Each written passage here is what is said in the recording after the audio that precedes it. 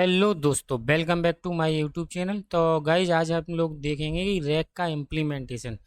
Friend, मैंने इससे पहले वीडियो एक रैक की थ्योरी वाली बना चुका हूँ कि हाउ रैक वर्क। आज की वीडियो में हम सिर्फ ये देखेंगे कि कैसे उसे पीएचपी में इम्प्लीमेंट कर सकते हैं। ठीक है, तो चलो स्टार्ट करते हैं। क्या है, तो मैं थोड़ा सा उन्हें बता दूं कि रैक होता क्या है। कि मतलब जैसे एक रैक के बारे में नहीं पता, फिर हम लोग उसका इम्प्लीमेंटेशन करते हैं। तो रैक का देखो फुल फॉर्म क्या होता है। Retrieval augmented generation is a technique where is a AI does not rely on its own training knowledge।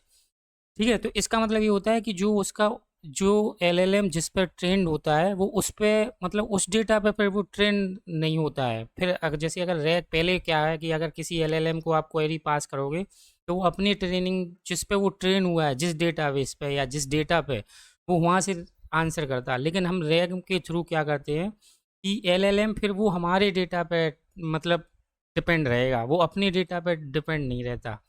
ठीक है, तो उसकी एक प्रोसेस होती है। तो उसकी प्रोसेस क्या होती है कि हमें उसमें जो अपना जो डेटा होता है उस डेटा को हमें मतलब उसकी हमें एम्बेडिंग करनी पड़ती। अब एम्बेडिंग क्या होती है, ये मैंने आप पिछली वीडियो में भी बता दी थी, मैं अभी भी मैं बताता हूँ। उसका मतलब ये होता है कि जैसे कोई आपका एक डॉक्यूमेंट है और उस डॉक्यूमेंट को आप ट्रेन कराना चाह रहे हो अपना एल मतलब कोई एलएलएम को अपने उस डेटाबेस पर उस डॉक्यूमेंट पर ट्रेन कराना चाह रहे हो, तो हमें उसकी क्या बनानी पड़ती है, एम्बेडिंग। एम्बेडिंग का मतलब ये होता है कि मतलब हमें वेक्टर बनानी पड़ती है। जैसे हम डेटाबेस में अपना डेटा रखते हैं माई स्क्वेल में, ऐसे ही क्या होता है कि हमें जो भी एआई में काम करना होता है वो सब वेक्टर पर डिपेंड होता है। तो यही इसकी प्रोसेस है कि उसमें अब देखो, अब वो प्रोसेस थोड़ा डिवाइड होती है। जैसे कि हम लोड डॉक्यूमेंट करते हैं। आज के हम एग्जांपल में अपनी टीएक्सटी फाइल लेंगे, फिर उसका चंकिंग करेंगे, फिर हर चंक के लिए जनरेट करेंगे एम्बेडिंग। ठीक है, और जनरेट करने के बाद फिर किसी हम क्रोमा मतलब किसी जो वेक्टर डीबी है उसमें हमें सेव करना होता है। फिर जब कोई क्वेरी एलएलएम से आती है तो हम पहले जो क्वेरी होती ना उससे रिलेटेड चंक अपने जो इस सेव डेटाबेस इसमें किया है इसमें सर्च करेंगे। तो पहली स्टेप में होता क्या है कि जो आपका डॉक्यूमेंट है, जो भी आपके डॉक्यूमेंट हैं उनकी हमें उनको वेक्टर डीबी में रखना पड़ता है चंकिंग करके। ठीक है, तो उसको हम आज करके देखेंगे। अब आप यहाँ पे एक चीज़ देखो कि हम लोग जब ये इम्प्लीमेंट करेंगे अपना ये मतलब रैग, तो उसमें हमें 3 एपीआई की लगेंगी। क्या क्या, एक तो हम गूगल एपीआई यूज कर रहे हैं। गूगल एपीआई इस वजह से यूज कर रहे हैं, जैसे ये आप मैं आपको ये बताऊं, ये देखो गूगल एपीआई एआई स्टूडियो, ठीक है, ये वाली। तो ये एआई स्टूडियो होता है गूगल का। इससे हमें क्या होता है कि कोई भी हम अगर चंक भेजते हैं, कोई भी डेटा भेजते हैं, उसकी एम्बेडिंग जनरेट करके देगा। ठीक है, तो मैं ये फ्री वाली चीज़ें यूज कर रहा हूँ यहाँ पे। तो गूगल एपीआई से हम क्या करेंगे कि जो अपना चंक देंगे उससे हम जनरेट करेंगे एम्बेडिंग। ठीक है, तो इसकी हमें एक एपीआई की ज़रूरत पड़ती है। फिर दूसरा हम कर रहे हैं ट्राइक्रोमा, ये है हमारा ट्राइक्रोमा यहाँ पे। तो इस ट्राइक्रोमा पे क्या होता है कि हमें $5 मिलते हैं फ्री वाले। उसमें हम क्या कर सकते हैं कि अपनी जो एम्बेडिंग जनरेट हुई है वो यहाँ पे हम सेव करा सकते हैं, क्योंकि एम्बेडिंग गूगल एपीआई से हम जनरेट कर रहे हैं। सेव किस में करा रहे हैं, क्रोमा में, ट्राइक्रोमा। ये क्रोमा जो डीबी है इसमें हम वेक्टर डेटाबेस रखते हैं, मतलब वेक्टर रिलेटेड जो होते हैं ना डेटा वो रखते हैं। फिर एक एपीआई की चाहिए हमें क्लॉड को, जिससे हम अपना टेस्ट करें कि हमारा एलएलएम ट्रेंड हुआ या नहीं। ये वाला आप चेंज कर सकते हो, आपको अगर चेंज करना हो। हालांकि चेंज आप ये भी कर सकते हो, लेकिन मेरी प्रोसेस में मतलब क्या है कि हमें एक गूगल ये एआई कोड वाला जो स्टूडियो है गूगल का, उससे एक लॉगिन कर लेना है। आपको लॉगिन जैसे ही करोगे तो आपको यहाँ पे गेट एपीआई की होता है, यहाँ से आप क्रिएट एपीआई की कर लेना। तो जैसे ही आप एपीआई की करोगे तो आपको एक एपीआई मिल जाएगी। उससे हमारा काम क्या होगा कि वो जनरेट कर देगा हमारा। ठीक है, दूसरा एक क्रोमा है जहाँ पे हमें अपना एक डेटाबेस बनाना। तो हम यहाँ पे एक डेटाबेस बना लेते हैं टेस्ट। ठीक है, ये टेस्ट डेटा बन जाएगा हमारा यहाँ पे। और इसके अंदर हमें एक बनाना पड़ता है, मैं बताता हूँ, पहले इस डीबी को बन जाने दो। तो ये मतलब मैंने ये जो चीज़ें मैं बता रहा हूँ ये सब फ्री ऑफ कॉस्ट हैं, इसमें अभी आपका कोई पैसा नहीं लगता है। कलेक्शन, तो हम एक कलेक्शन और बना लेते हैं, इसका नाम दे देते हैं टेस्ट कलेक्शन। ठीक है,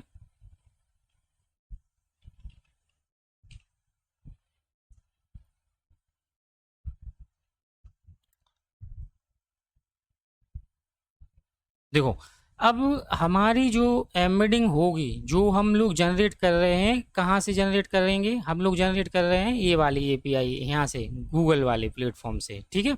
यहाँ से जनरेट करेंगे और हम अपने इस कलेक्शन में एपीआई के थ्रू यहाँ पर रख देंगे। ठीक है, तो अब यहाँ पे हमें रखने के लिए हमें जो एपीआई की चाहिए पड़ती है, हम उसको भी बना जनरेट कर लेते हैं एक एपीआई की। ठीक है फ्रेंड, तो यहाँ पे एक ऑप्शन होता है एपीआई की, तो हम क्रोमा पे अपनी एक एपीआई की बना लेते हैं कि एपीआई के नाम मैं विकास रख देता हूँ, या जो भी आपको रखना हो। एक्सपायर क्या हो, 30 दिन में हो जाए। और डेटाबेस हमारा कौन सा है? टेस्ट। इसमें स्कोप होता है रीड राइट, ठीक है? तो ये आप अपनी जो एक की है ना, एक की को आपको रखना पड़ेगा कहीं पे ऐसे ही। तो मैं यहाँ पे नोटपैड पे इसे सेव रख कर लेता हूँ। अभी आप जब कोडिंग करेंगे ना, तो ये हमें चाहिए पड़ेगी। ठीक है, यहाँ पे मैं ये वाली मैंने एक की रख ली है और इसे मैं बंद कर देता हूँ। ठीक है, तो अब हमारे पास क्या है कि देखो, गूगल की एपीआई की मैंने पहले से मतलब क्रिएट कर ली थी, क्रोमा की मैंने आपको करके बता दी है, और क्लॉड की हमारे पास पहले से की है, मैं कई वीडियो में बता चुका हूँ, तो आप ये लोग निकाल लेना। अब हम चलते हैं अपना इम्प्लीमेंटेशन। तो देखो, एक मैंने फ़ोल्डर बनाया है, जैसे यहाँ पे एक रैक फ़ोल्डर है, ये वाला। ये मतलब आप अभी ये ब्लैंक है, अगर आप यहाँ पे देखोगे तो ये ब्लैंक है। मैं यहाँ पे लिख देता हूँ हाय। ठीक है, तो ये अभी मतलब फ़ाइल आप देखोगे, ये ब्लैंक फ़ाइल है। अब यहाँ पे हम लोग एक-एक करके कोड करते हैं, और अपना सबसे पहले करते हैं कि जो क्रोमा ये डीबी है ना, ये वाला डीबी हमने जो अभी बनाया है, इस पे हम एम्बेडेड मतलब जो एम्बेडिंग होगी हमारी, जो हम अपना डेटा पे करेंगे, वो यहाँ पे सेव होंगी। तो स्टार्ट करते हैं। अब देखो, मैं एक एक करके यहाँ पे one line wise line code तो करने वाला नहीं हूँ, क्योंकि ये बहुत लेंदी प्रोसेस होगी, और ये कोड मैं आपको दे दूंगा। तो अब मैं आपको बता दूं कि हम लोग किसकी एम्बेडिंग जनरेट करेंगे। ये है हमारी एक फाइल, जैसे मैंने एक कंपनी का नाम रखा विकास नोवा सॉल्यूशन। ये कोई कंपनी नहीं है मेरी, मैं केवल ये बनाने के लिए बनाया है। ठीक है, अबाउट कंपनी के बारे में डाल दिया, सर्विस डाल दी, और हमारा एड्रेस डाल दिया कि भाई लखनऊ में, उत्तर प्रदेश, और ये मैंने वर्किंग आवर्स।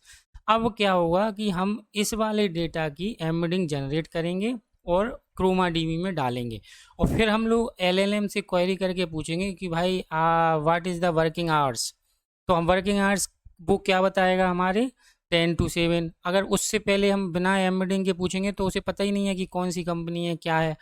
तो ये रैक का यही कमाल है कि आप अपने डेटाबेस पे हम ट्रेन कर सकते हैं। तो ये हमारा छोटा सा डेटा है, इसकी हम चंकिंग करेंगे और इस पे हम ट्रेन करेंगे।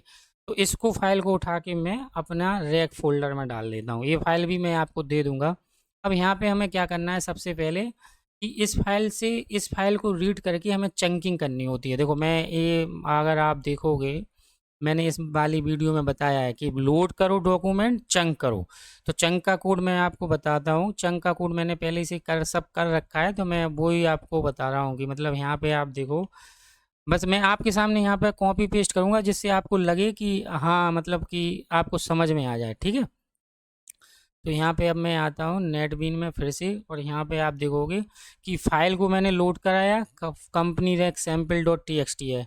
ठीक है, और इसकी एक फंक्शन बनाया क्रिएट चंक, और चंक में मैंने 100 का रिटर्न दिया है। ठीक है, और ये हमें एक एरे दे देगा। तो मैं यहाँ पे प्रिंट आर करके बता देता हूँ। अब आप यहाँ पे रिफ्रेश करोगे, तो ये देखो यहाँ पे क्या, मैं ई को प्री ओ कर देता हूँ, जिससे आपको और अच्छे से समझ में आ जाए। तो अभी तक की कोई कहानी ऐसा मतलब खास नहीं है इसमें, केवल मैंने यहाँ पे चंकिंग की है। देखो, 0 पे क्या है, ये वाला डेटा आ गया हमारा, 1 पे ये हो गया, 2 पे ये हो गया, है ना। छोटे छोटे पार्ट में डिवाइड कर लिया। अभी मैं चंक का साइज 100 ले रहा हूँ, क्योंकि छोटी फाइल है। अगर आप बड़ा कंटेंट है तो आप 300 या 500 ले सकते हो। तो ये हमारी चंकिंग के पार्ट हो गया यहाँ पे। अब इस चंकिंग से हमें क्या करना है, एम्बेडिंग जनरेट करनी है। तो एम्बेडिंग जनरेट करने का मैंने एक मतलब यहाँ पे मैंने एक बनाए रखा है पहले से, उसे मैं बताता हूँ आपको। अब एम्बेडेड जनरेट करने के लिए हमें क्या करना है, ये फंक्शन हमें डाल देने हैं। अब देखो, जनरेट एम्बेडिंग का मैं पहले आपको एक फंक्शन बना बताऊंगा, ये वाला डालते हैं पहले। ठीक है, ये फंक्शन कोई मतलब ऐसे नहीं है इसमें कि जो आपको टफ लगे, इसमें सिर्फ आपको ये समझना है कि कल की रिक्वेस्ट ही भेज रहे हैं। ये देखो मैं आपको बता देता हूँ, यहाँ पे लूप में क्या जाएगा, टेक्स्ट जाएगा, इसको हम अभी लूप में चलाने वाले हैं। तो ये टेक्स्ट जो जाएगा और एक एपीआई की पास करेंगे। तो अब ये जो यूआरएल है ये generative language dot Google API, ये गूगल की एपीआई है। यहाँ पे हम लोग को क्या है, पेलोड बनाना है कंटेंट, और कंटेंट के अंदर पार्ट, और पार्ट के अंदर हमें टेक्स्ट में टेक्स्ट दे देना है। तो यहाँ से ये फंक्शन हमें क्या करेगा, अब आपने अगर पीएचपी में काम किया होगा तो कल तो आप खेले ही होगे कल से, है ना। तो बस यहाँ पे आप देख लेना कि जो रिजल्ट आता है उसकी एम्बेडिंग के अंदर एक की आती है वैल्यूज, उसमें आपको एम्बेडिंग मिल जाती है पूरी। ठीक है, तो ये गूगल का फंक्शन है जनरेट एम्बेडिंग। यहाँ पे मैं लिख देता हूँ आपको, यही वाली फाइल मैं शेयर कर दूंगा, Google API to generate embedding. ठीक है, तो ये बस यहाँ पे क्या जा रहा है, जो ये लूप में हम जो चंक डेटा डालेंगे वो जाएगा, और एपीआई की हम भेजने वाले हैं ऊपर से। तो यहाँ पे हम डाल देते हैं कि एक वेरिएबल बना लेते हैं, गूगल एपीआई की। ठीक है, और इसके अंदर हम डाल देते हैं। तो इसकी अभी मेरे पास जो की है मैं उठा के डाल देता हूँ। आप कोशिश मत करना, ये आपकी की चलेंगी नहीं, आप सोच रहे हो कि ये चल जाएंगे, क्योंकि मैं इनको सबको रिमूव कर दूंगा इस वीडियो के बाद। ठीक है, अब हमें क्या करना है, अब हमें चंक करनी है, तो हम इस चंक वाले लूप को घुमाएंगे। देखो अब यहाँ पे क्या करना है, जो चंक आया है ना इसको हम लूप से घुमा रहे हैं। यहाँ पे देखो चंक है, ये चंक है, इसको इंडेक्स और चंक को हमने घुमाया। इसमें हमें 3 पैरामीटर पास करने पड़ते हैं जो एम्बेडिंग में, आईडी जो होती हैं, डॉक्यूमेंट होते हैं, एम्बेडिंग होती हैं, कि उसका जो चंक है उसकी आईडी क्या है। तो हमने एक यूनिक आईडी बना ली। यूनिक से आपको पता है कि हर चंक की एक यूनिक आईडी बनाने के लिए एक पीएचपी में फंक्शन होता है यूनिक, उससे हमें यूनिक वैल्यू मिल जाएगी। डॉक्यूमेंट, उसमें हम चंक डाल देंगे। अब देखो ये जितने भी चंक हैं वो एक ही साथ जाएंगे, आप ये ध्यान रखना। ये देखो मल्टी डायमेंशनल एरे है, तो आप ये मत सोचना मतलब एम्बेडिंग भी बन रही है तो हम एम्बेडिंग को भी मल्टी कॉन्केट कर दे रहे हैं एरे में। तो ये जब पूरी एम्बेडिंग सारे चंक की बन जाएगी तब जाके हम वेक्टर डीबी में सेव करने जाएंगे, ध्यान रखना है क्योंकि आप देखो ये मल्टी डायमेंशनल एरे है और ये लूप चल रहा है। बस हम जनरेट एम्बेडिंग जो कर रहे हैं वो भी हम ले रहे हैं, लेकिन अभी ये क्रोमा में जो सेव होने जाएगी वो एक साथ जाएगी सेव होने। ठीक है, तो ये हमारी, अब आपको अगर देखना हो कि ये वाली, मैं आपको चलो एम्बेडिंग दिखाते हैं कि हमारी एम्बेडिंग कैसे आती है ना, जिससे आपको थोड़ा सा पता चले कि एम्बेडिंग दिखती कैसी है। अब यहाँ पे जनरेट एम्बेडिंग कर देते हैं और यहाँ पे हम लोग लास्ट में इसको प्रिंट करा देते हैं, प्रिंट। हाँ, ये बहुत बड़ा एरे आता है नंबरों का आपको, लेकिन फिर भी मैं दिखा देता हूँ कि एम्बेडिंग होती कैसी। अभी ये सेव नहीं कर रहा, अभी हमारी एम्बेडिंग का एक एरे बन रहा है, ये देखो है ना, क्योंकि अभी सेव का कोड तो किया ही नहीं है, चंकिंग की और एम्बेडिंग की। अब हम आपको एम्बेडिंग दिखा दे हैं कि कैसे दिखती है। कोड आपको मिल जाएगा तो आपको चिल होके केवल बस कॉपी पेस्ट ही कर लेना है और एपीआई की जनरेट कर लेनी है। अब देखो एम्बेडिंग यहाँ पे चंक कितनी है, 5। ये देखो ये जनरेट हो गई है एम्बेडिंग, देखो कितना बड़ा एरे होता है ये देखो, है ना। और ये 0 एरे की एम्बेडिंग है, तो ये देखो मतलब पहले जो हमारा कंटेंट 0 पे था, मतलब 0 पे कितना कंटेंट था, अगर 100 पे मान लो हम पास करेंगे यहाँ इतना सा कंटेंट होगा 100 कैरेक्टर का, लेकिन एम्बेडिंग आप देखो कितनी बड़ी होती है 0 की। ये देखो यहाँ पे देखो एम्बेडिंग ये चली गई है, निकल गई है शायद एम्बेडिंग 1। ये देखो ये, मतलब एम्बेडिंग आप देखो कितनी बड़ी एम्बेडिंग होती है ना। ये मज़ा आया आप लोगों को? अगर आप लोगों को अच्छा लगा हो ये एम्बेडिंग तो प्लीज़ कमेंट बॉक्स में बताइएगा, है ना। ये बहुत बड़े मतलब होती है। अब आप इसको सेव करते हैं हम लोग क्रोमा डीबी में तो आपको और अच्छा से दिखेगा कि ये कैसे सेव होने के बाद कैसे दिखती है। ठीक है, तो ये हमारी एम्बेडिंग हो गई। अब हम इसको सेव करा लेते हैं। अब ये मैं प्रिंट आर हटा देता हूँ, एम्बेडिंग हमारी आ गई है, चंकिंग हमने इसमें डाल दिया है, डॉक्यूमेंट में भी, है ना, और आईडी। तो हमें 3 की मल्टी डायमेंशनल भेजनी होती है, हर एम्बेडिंग की आईडी यूनिक, और डॉक्यूमेंट जो चंक है, और जो एम्बेडिंग जनरेट हुई है। अब यहाँ पे हम लोगों को सेव कराना है अपना उसमें क्रोमा में। तो देखो क्रोमा में सेव कराने के लिए हमें 4 से 5 चीज़ों की ज़रूरत पड़ती है। एक तो एपीआई की, एक टेनेंट, एक डेटाबेस, एक कलेक्शन आईडी और एक यूआरएल। तो यूआरएल तो आपका फिक्स रहेगा सबके लिए। ये आपकी 4 चीज़ें आपकी चेंज होंगी। तो एपीआई की अभी मैंने अभी रखी थी ना ये कॉपी करके, तो वो ले लेते हैं हम लोग। ये एपीआई की हो गई, ठीक है। हमारा टेनेंट क्या है वो हम लोग यहाँ से निकाल, क्रोमा वाली साइट पे जाना है और ये देखना है कि हमारा टेनेंट, यहाँ पे एक ऑप्शन होता है, वो खुद ही मतलब आपको बताता है आईडी।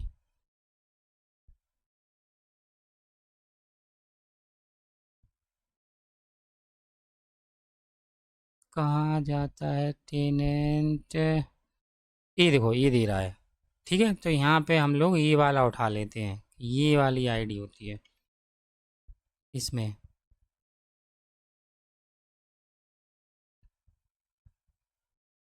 तो ये वाली हम ये डाल देते हैं। डेटाबेस हमारा क्या था, डेटाबेस का नाम हमारा टेस्ट है, तो हम यहाँ पे टेस्ट डाल लेते हैं। अब कलेक्शन आईडी चाहिए होगी तो हम कलेक्शन आईडी और ले लेते हैं, टेस्ट कलेक्शन। और शायद कलेक्शन आईडी हमें यहाँ मिलेगी, ये है कलेक्शन आईडी। कैसे मिलेगी देख लो एक बार, आपको मैं फिर से बता देता हूँ वरना आप ढूंढने में। टेस्ट कलेक्शन पे जब आप जाओगे, जो भी आपके कलेक्शन होंगे वो कलेक्शन के नीचे देखेंगे। उस पर क्लिक करने के बाद यहाँ पे एक सेटिंग का ऑप्शन होगा, ये है ना सुदर्शन चक्र जैसा, इस पर आप क्लिक करना। क्लिक करोगे तो आपको ये दे देगा कलेक्शन आईडी। तो यहाँ पे आप कलेक्शन आईडी डाल लो, ठीक है फ्रेंड। तो ये 4 चीज़ें चाहिए, एपीआई की, टेनेंट, डेटाबेस और कलेक्शन आईडी। अब हम लोगों को बस सेव कराना है, तो सेव का कोड भी मैंने कर रखा है, सिर्फ आपको देखना है। और यहाँ पे ये देखो, ठीक है, रिस्पॉन्स मैंने प्रिंट करा लिया। तो ये क्या है कि अब देखो यूआरएल जा रहा है हमारा ये, और जो पोस्ट में जो फील्ड हैं ये वाले भी हमारे टेनेंट, डेटाबेस, ये हमने वो सब सेव कर दिए। और जो जो ये डेटा है, ये वाला जो डेटा था, कहाँ गया, एक डेटा का एक एरे और बनाना है, ये वाला। मैं आपको एक बार एक्सप्लेन और करूँगा अभी, डोंट वरी। ये जो हमारा भेजना है हमें डेटा, इसमें हमें 3 की भेजनी पड़ती है, आईडीज। तो आईडीज में जो हमने कॉन्केट की थी ना हर चंक के लिए, वो डाल दी। डॉक्यूमेंट, डॉक्यूमेंट जो जो हमारा चंक था, जो हिंदी में जो मतलब कंटेंट है। और एक था एम्बेडिंग, वो एम्बेडिंग को हमने लिया था, वो एम्बेडिंग। ये बस ध्यान रखना है, ये सब मल्टी डायमेंशनल है। ये पूरा लूप कंप्लीट होने के बाद हम लोग वेक्टर डीबी में सेव कर रहे हैं फ्रेंड, ये ध्यान रखना है ना। ये मत सोचना कि हर चंक पे हम सेव कर रहे हैं, हर चंक पे नहीं कर रहे हैं। हम क्या कर रहे हैं, सारे चंक की एम्बेडिंग बना के, मल्टी डायमेंशनल डेटा बना के, और फिर हम उसको सेव करा रहे हैं। और हम अब रिफ्रेश करते हैं। तो यहाँ पे रिफ्रेश करने से पहले मैं ये देख लूँ कि पुराना हम लोगों ने हाइड कर दिया, ठीक है। अब हम इसको रिफ्रेश कर देते हैं। ये अभी हम लोग पहली प्रोसेस ये कर रहे हैं कि एलएम का भी रोल नहीं है, अभी तो सिर्फ बस चंकिंग कर रहे हैं, एम्बेडिंग कर रहे हैं और सेव कर रहा है वेक्टर डीबी में। एलएलएम वाला पार्ट अभी आएगा, है ना। तो अभी आप ये मत सोचना कि इसमें एलएलएम कहाँ गया। अभी देखो परमिशन डिनाइड दे दिया, अभी पता नहीं क्या एरर दे देता है।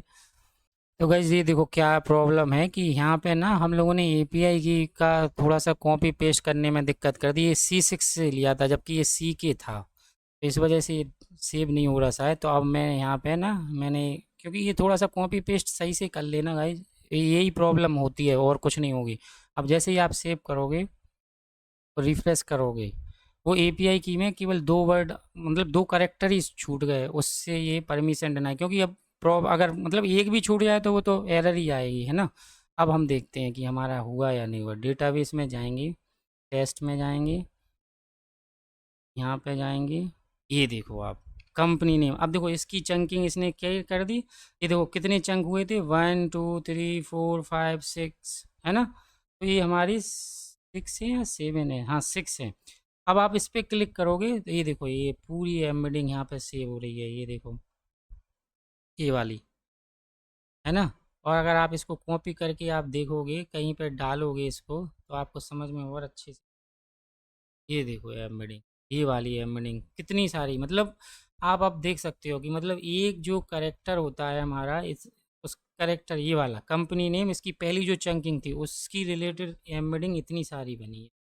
गाइस ये मतलब आप करके ज़रूर देखना, आपको बहुत अच्छा लगेगा। आप जब एम्बेडिंग जनरेट करोगे और एलएलएम को अपना डेटाबेस पे ट्रेन करोगे, बहुत मज़ा आएगा।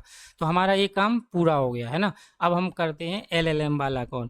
अब हम एलएलएम की एक फाइल बनाते हैं, उसमें एलएलएम को कॉल करते हैं और अपना एड्रेस पूछते हैं पहले।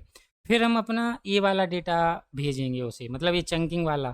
फिर देखते हैं आंसर सही दे रहा है या नहीं दे रहा है। ठीक है फ्रेंड। अब हम लोग क्या करते हैं, एक अपनी फाइल बना लेते हैं यहाँ पे कॉल एलएलएम। ठीक है, यहाँ पे जैसे मैं यहाँ पे न्यू करके और पीएचपी फाइल बना लेता हूँ कॉल एलएलएम। तो अब मैं थोड़ा-सा आपको पहले कॉल एलएलएम के बारे में ये बताऊँगा कि एलएलएम कैसे कॉल होता है, तो उसका कोड मैंने कर रखा है। मैं पहले उसको एक्सप्लेन कर देता हूँ, जिससे आपको समझ में भी तो आए कि एलएलएम की क्वेरी कैसे, मतलब एलएलएम को हम कैसे कॉल कराते हैं और कैसे वहाँ से रिस्पॉन्स आता है। ठीक है? तो यहाँ पे आप देखो क्या होता है कि जब हम कॉल एलएलएम करते हैं तो ये हम लोग एंथ्रोपिक की एपीआई यूज कर रहे हैं एलएलएम के लिए। ये मैसेज जब हम भेजते हैं ना तो ये यूआरएल होता है उसका, और मॉडल एक हमें सेलेक्ट करना पड़ता है कि आप एलएलएम का कौन सा। तो हमारे केस में है क्लॉड सोनेट 46। ठीक ठीक है। फिर जब हम इसमें डेटा वहाँ इस रिक्वेस्ट पे भेजते हैं तो पेलोड में हमें बताना होता है मॉडल मैक्स टोकन, अभी हमारा 1024 है। और जो मैसेज है उसमें रोल क्या है, यूजर। और जो कंटेंट है वो प्रॉम्प्ट होते हैं जो हमें भेजने होते हैं। अभी प्रॉम्प्ट देखो क्या होता है, कई तरीके से दे सकते हैं आप। मतलब बहुत तरीके होते हैं इसके प्रॉम्प्ट के, तो मैं तो अभी सिंपल दे रहा हूँ कि जिससे आपको ज़्यादा टफ नहीं लगे। प्रॉम्प्ट को देखो मैंने कॉन्केट किया है, क्या इसमें लिखा हुआ है, मैंने उसे बताया है कि answer the question using the provided context. अब हमारे केस में अभी मैं कॉन्टेक्स्ट कुछ पास नहीं कर रहा हूँ, है ना। ये देखो कॉन्टेक्स्ट है और इसमें कॉन्टेक्स्ट अभी ब्लैंक है। ठीक है। और फिर if the context does not contain the answer use web knowledge. ठीक है, इसे मैंने बताया कि आप वेब नॉलेज का यूज कर लो। अब हालांकि ये एलएलएम है, टैलेंटेड होता है, तो बस ये हमें प्रॉम्प्ट तो देने पड़ते हैं ना, लेकिन हमें वही प्रॉम्प्ट दे रहा है, return only the exact and concise answer. अब ये थोड़ा फैला के आंसर दे रहा था बार बार कि मतलब तो मैंने इसको बोल दिया कि रिटर्न ओनली एग्जैक्ट, जो भी यूजर पूछे एग्जैक्ट आंसर दो। तो कॉन्टेक्स्ट हमने दे दिया। तो अभी फर्स्ट केस में मैं एक कॉल करूँगा तो अभी मेरे केस में कॉन्टेक्स्ट है ही नहीं। प्रोमो और ये क्वेश्चन जो क्या है, हम इससे क्वेश्चन पूछते हैं what is the capital of India. ठीक है, सिंपल सा क्वेश्चन पूछते हैं what is the capital of India. अभी हम अपने मतलब ये इंडिया ऐसा। ठीक है। अभी हम अपना डेटा से नहीं पूछ रहे हैं, मैं अभी सिर्फ आपको ये बताना चाह रहा हूँ कि एलएलएम कॉल कैसे करता है। फिर नीचे आप देखोगे कि यहाँ पे फिर से मैंने कल रिक्वेस्ट पास की है ये वाली।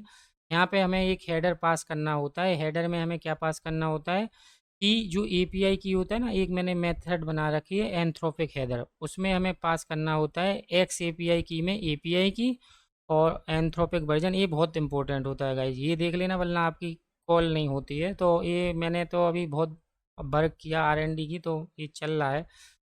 ठीक है। तो ये मतलब ये सिंपल सा है कि अभी एलएलएम कॉल करा रहे हैं, तो बस हम मैंने प्रॉम्प्ट में क्या दिया है, जो हमें एलएलएम को देना होता है, जो मेन मतलब होता है पॉइंट हमारा प्रॉम्प्ट देना का, बस वो ही दिया है। कॉन्टेक्स्ट के केस में अभी आप देखोगे ब्लैंक है और कुछ नहीं है। ठीक है, मैं अभी इसे कॉल कराता हूँ। अब मैं लिखता हूँ लोकल सॉरी लोकल होस्ट, और यहाँ पे लिखता हूँ रेग और कॉल एलएलएम। तो अभी कैपिटल क्या देगा, हमारी न्यू दिल्ली। देखो ये दे दिया इसने। अब हो सकता हो आपको लगे कि प्रिंट करा रखा हो, तो मैं यहाँ पे लिख देता हूँ यूपी की क्या है। ठीक है, तो ये लखनऊ दे दिया। अब हमारा केस क्या है कि अब हमें अपने बारे में पूछना है, जो हमें डेटा है। अब उसे अब पूछते हैं हम लोग कि what is the name of my company. Name of my company. भाई अब ऐसे तो यूजर कई आएंगी जो उससे पूछेंगे what is the name of my company, तो एलएलएम को तो पता ही नहीं है कि आप टीसीएस में हो, कि आप विप्रो में हो, कि आप एसेंचर, कि आप एचसीएल में हो, है ना। तो यहीं पे रैक का सिस्टम आता है कि हम अपना कॉन्टेक्स्ट देने वाले हैं अभी इसे। अभी ये वाला पार्ट मैं अब समझाने वाला हूँ, लेकिन अभी यहाँ पे ये हाथ जोड़ के बोलेगा कि भाई मेरे पास अभी कोई नॉलेज नहीं है। देखो अभी आप क्या कह रहा है, I don't have any information about your company, no context wise provided your company. ठीक है, अब हमारा काम यहीं पर आता है, मतलब डेवलपर का काम, कि अब हमें एलएलएम को बताना होता है कि भाई ये हमारा कॉन्टेक्स्ट है और इस कॉन्टेक्स्ट के बिहाफ पे आप यूज़र की क्वेरी करो।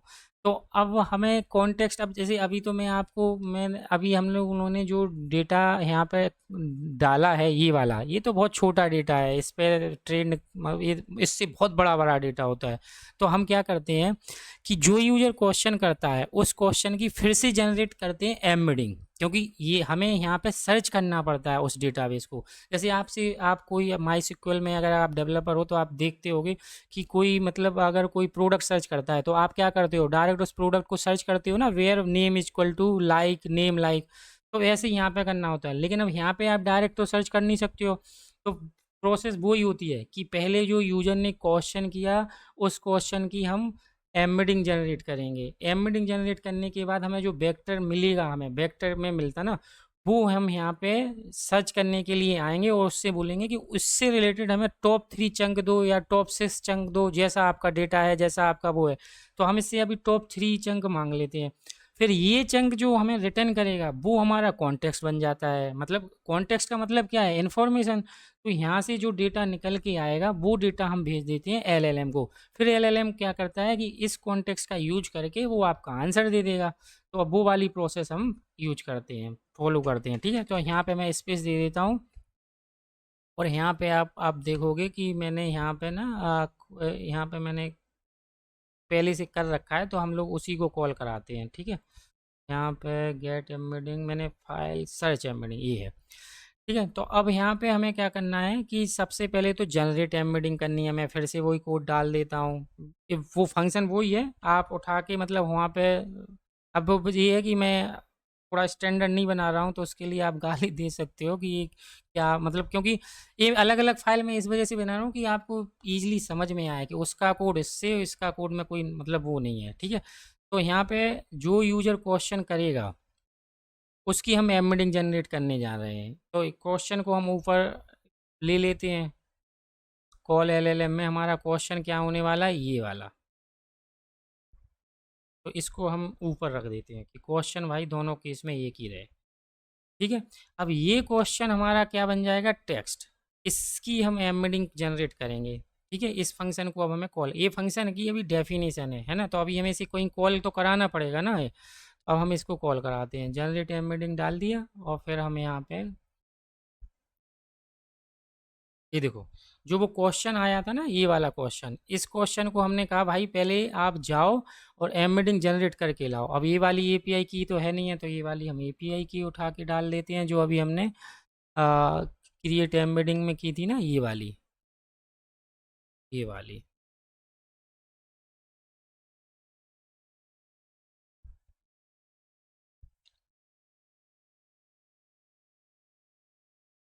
ठीक है, अब यहाँ से आपकी जनरेट जब एम्बेडिंग होगी तो अब एक एपीआई कॉल और करनी है, कौन सी, ट्राइक्रोमा वाली। क्यों, क्योंकि एम्बेडिंग जनरेट करने के बाद हमें उससे टॉप 3 चंक निकालने हैं, तो वो वाला कोड और मैं अब डाल रहा हूँ इसमें।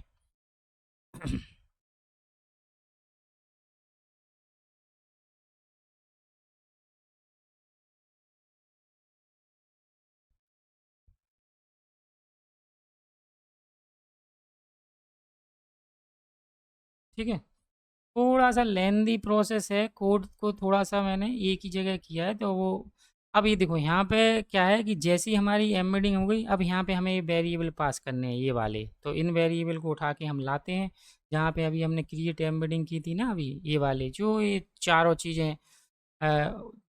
आपको बताया था ट्राइक्रोमा वाली, वो यहाँ पे अभी चाहिए पड़ेंगे हम। क्या क्या चाहिए, एपीआई की ये वाली हो गई,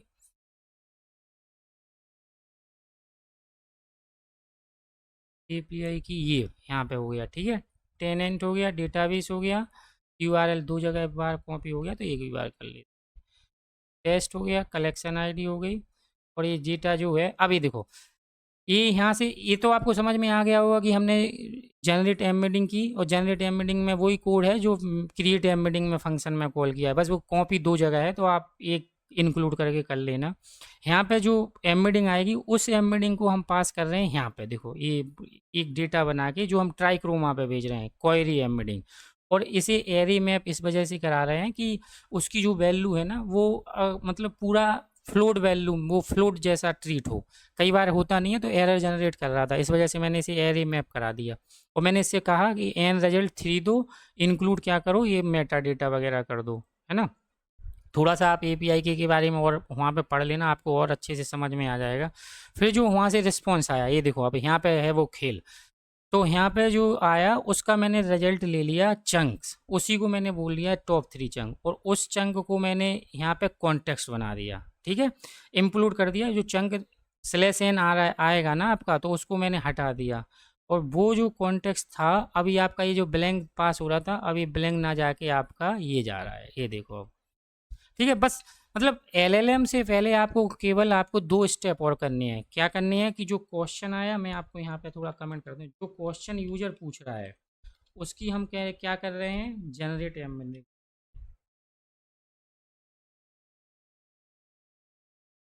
ठीक है, जनरेट एम्बेडिंग के बाद हम क्या कर रहे हैं कि ट्राइक्रोमा पे भेज रहे हैं।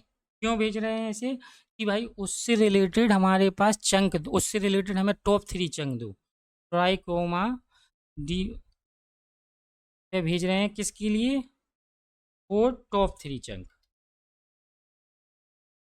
अब जब वो टॉप 3 चंक आ जाएंगे यहाँ से, जो टॉप 3 जनरेट एमिटिंग के बाद ट्राइक्रोमा पे से जो टॉप 3 चंक आएंगे, वो हमारा कॉन्टेक्स्ट बन जाता है, मतलब वो इन्फॉर्मेशन बन जाती है एलएलएम के लिए।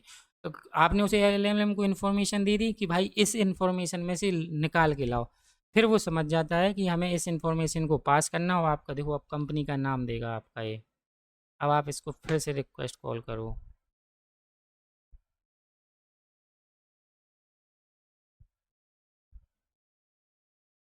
I have not any information. देखो अब हमें लग रहा है इसका ना कॉन्टेक्स्ट में ब्लैंक आ रहा होगा, इस वजह से थोड़ा सा कोई अब कॉपी पेस्ट करने में दिक्कत हो गई होगी। जैसे हम एक बार क्रॉस चेक कर लेता हूँ मैं कि हमारा ये कॉन्टेक्स्ट क्या आ रहा है, ये चंक अगर इसमें मतलब कॉन्टेक्स्ट जो ये आ रहा है ना ये वाला, इसमें क्या आ रहा है, अगर इसमें कुछ आ ही नहीं रहा होगा तो ये एरर दे रहा होगा, है ना। तो इसको चेक कर लेते हैं हम लोग पहले, एलएलएम को हम बाद में इसे डाई लगा देते हैं।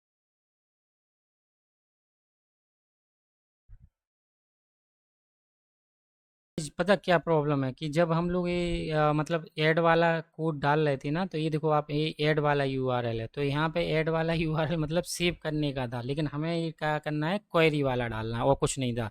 यहाँ ट्राई क्रोमा वी सब कुछ सेम है, यहाँ पे ऐड की जगह क्वेरी पास करनी होती है। तो जैसे ही क्वेरी पास करेंगे तो वो यहाँ पे जाएगा और आपका चंक लेके आएगा, और चंक से यहाँ पे कॉन्टेक्स्ट, अब देखो अब यहाँ पे आप कॉन्टेक्स्ट आ जाएगा, जैसे आप यहाँ पे रिफ्रेश करोगे, ठीक है, तो ये आपका देखो चंक आ गया। मतलब ये चंक आ रहे हैं, ये अभी अभी रिस्पॉन्स नहीं आया, अभी रिस्पॉन्स तो मैं आपको दिखाने वाला हूँ एलएलएम का, ये डाई है यहाँ पे। ये चंक जो वहाँ से एम्बेडिंग से निकल के आए हैं, ठीक है, ट्राइक्रोमा से। अब मैं इसको डाई कर देता हूँ, अब देखो वो आंसर आपका क्या देता है।